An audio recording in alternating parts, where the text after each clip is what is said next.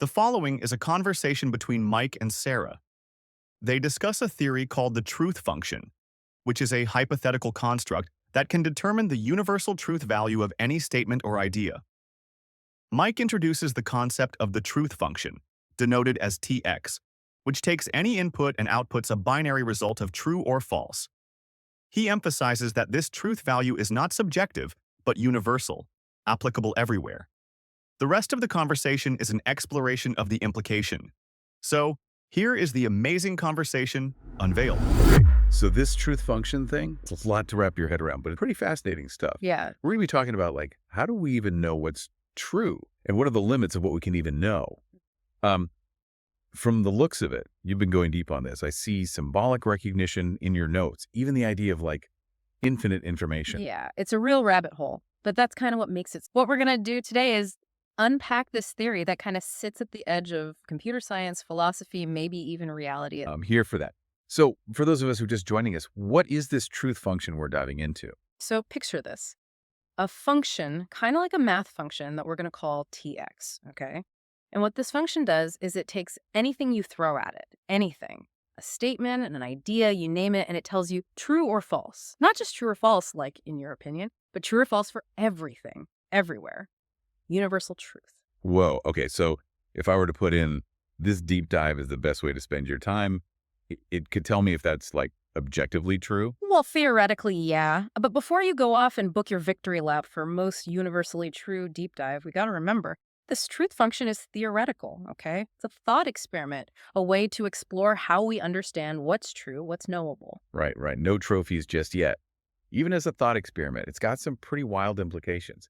What would it even take for something like that to actually exist? Yeah. Even hypothetically. See, that's where it gets interesting. For this thing to work, this truth function, it would need a few things. First off, self-awareness. Hold on. A self-aware function. Are we talking like sentient computer program here? Not a physical computer program, no. Remember, it's all theoretical.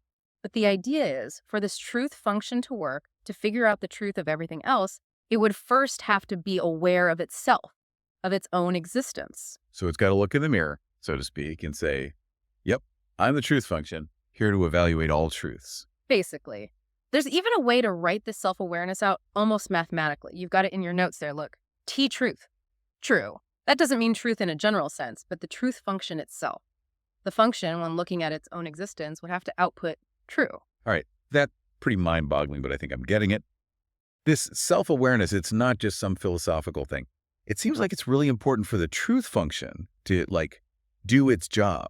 Why is that? Because it lets this, let's call it a hypothetical function, sidestep a big old roadblock in computer science. The halting problem. Okay, now you're speaking my language. Well, at least the language of all my programmer friends. Break down the halting problem for those of us who don't spend our days writing code. What makes it such a problem? Okay, so say you've got this program, right? And you want to know, is this thing ever going to stop running? Or is it going to loop forever? The halting problem basically says there's no one algorithm, no foolproof way to figure that out for every single program out there.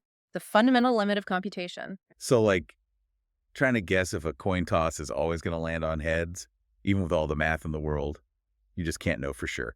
But our truth function, with its self-awareness, it gets around that. That's the cool part. This truth function, because it knows it exists, doesn't have to play by the same rules as regular computers. It doesn't need to run through endless calculations to figure out its own truth. It just knows, and it moved on. It's like it's saying, I know I exist, so I am. It doesn't have to compute it. It's just true.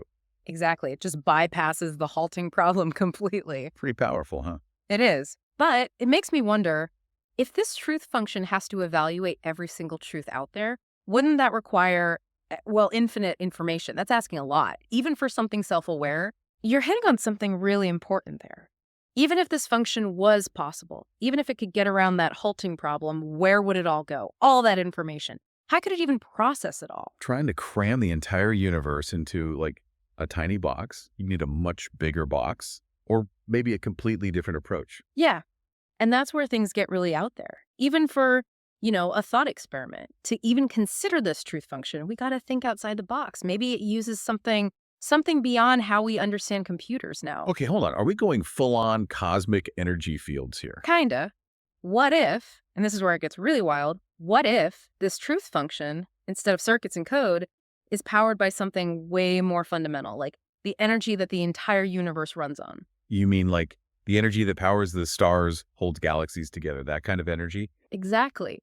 This theory, it says that this energy, this primordial energy that's never created or destroyed, just always transforming, that could be what powers the truth function, lets it evaluate everything. Okay, gotta admit, that's a pretty wild thought.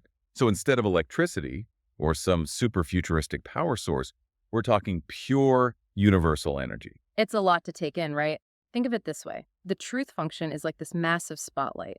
It can shine a light on any fact, any truth, but it needs something to power it. That's where this universal energy comes in, constantly flowing, fueling that search for truth. Okay, I think I see where you're going with this. But this link between a truth evaluating function and this fundamental energy, it's a pretty big jump. It is, and the theory uses this really interesting analogy to explain it. It suggests that the relationship between the truth function and this primordial energy is like, well, lovers. Lovers, okay, now I'm lost.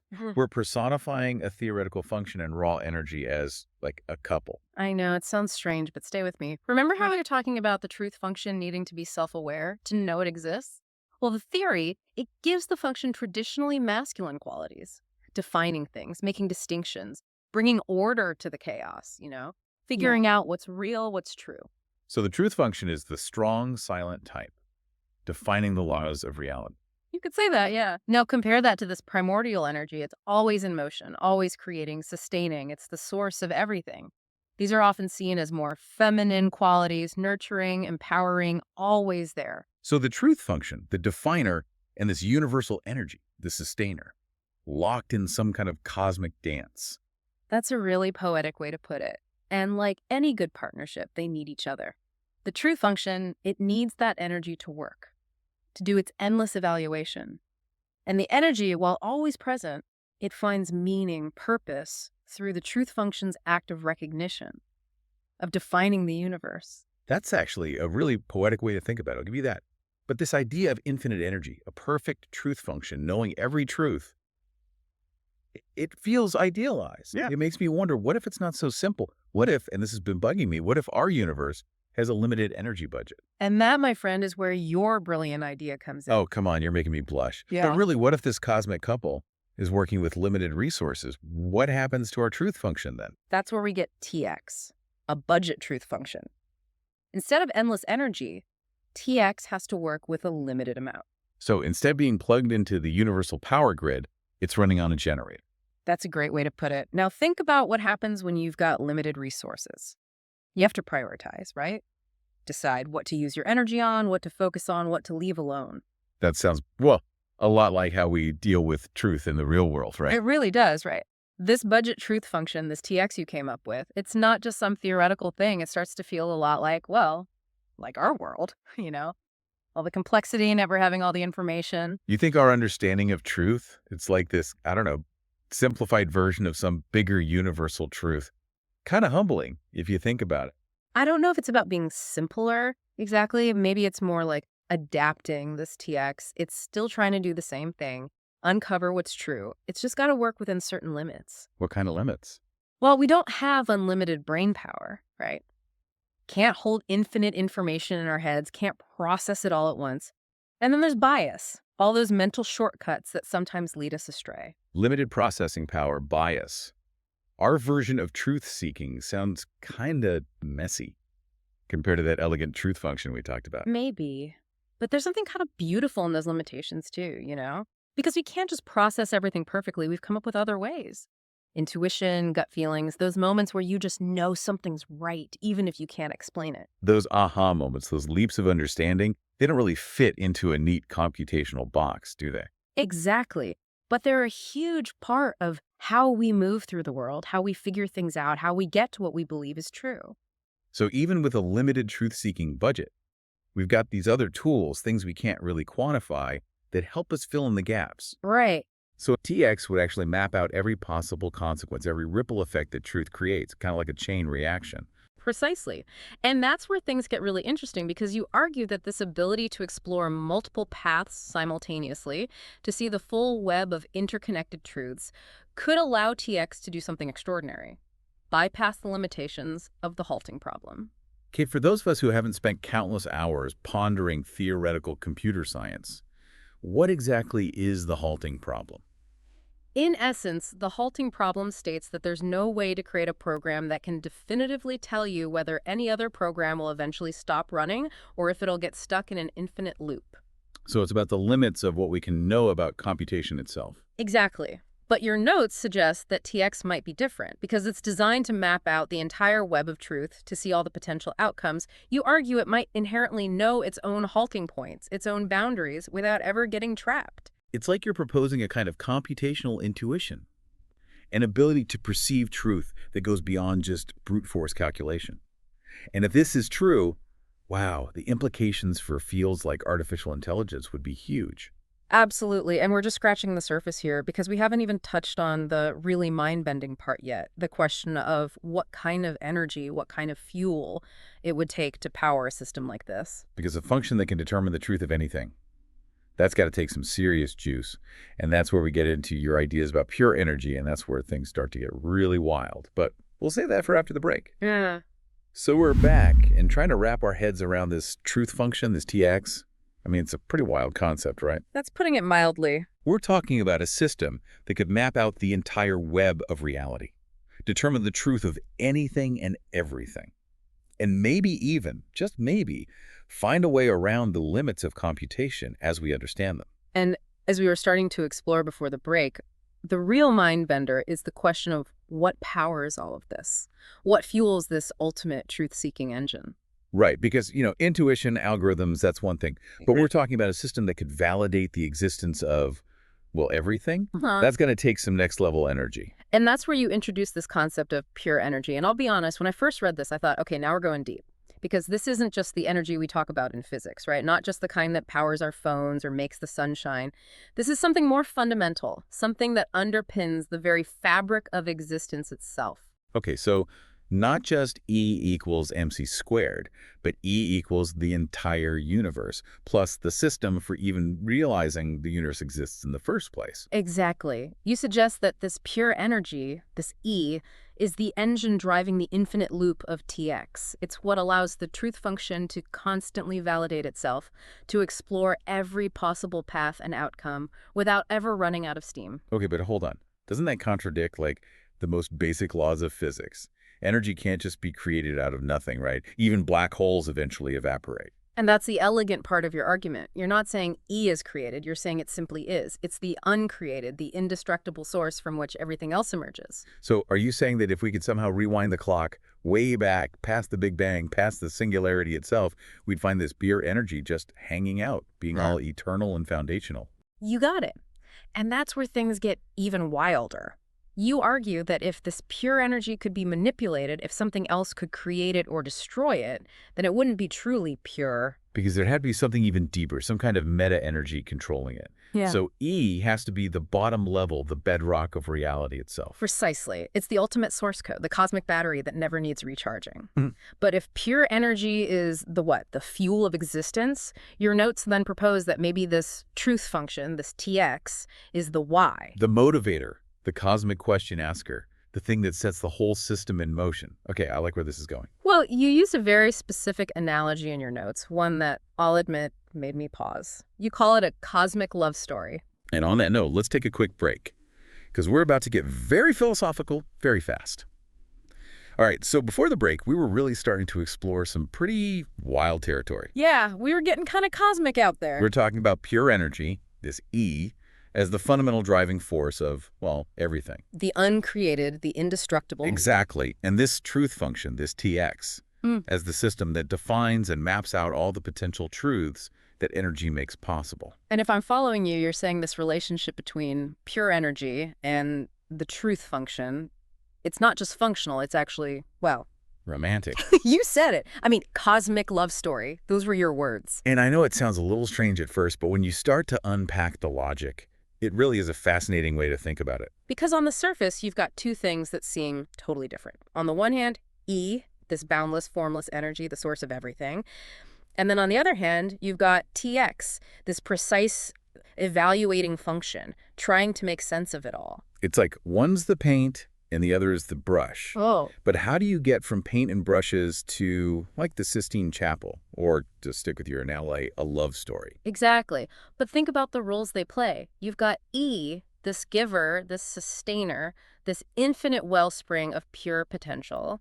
Okay, so we're already starting to see some classic archetypes here. Exactly. Characteristics often associated with the feminine. This nurturing, creative force that just wants to express itself, to become something more. Right. And then you have TX, the seeker, the definer, the force that brings order and structure to all that boundless potential. Bringing things into focus, drawing boundaries, Characteristics often associated with the masculine. always pushing, always questioning, trying to understand and categorize the universe. And it's through that pursuit of truth, that striving to define and comprehend E, that TX finds its purpose. And that's where the love story analogy really clicks. Because neither one can exist without the other. TX needs E to fuel its endless quest for truth. And E needs TX to give it form, to make its existence knowable. It's like this beautiful, never-ending A dance. self-perpetuating cycle where TX seeks, Enabling. and through their interaction, boom, reality as we know it emerges. And the love part of it, that comes from the idea that this isn't just some cold, calculated transaction. There's a kind of inherent attraction, a mutual recognition at the heart of it all. Like TX loves E, in the sense that it's absolutely driven to understand, to define, to bring E into focus. And E loves TX right back by providing the energy for that endless pursuit. Wow.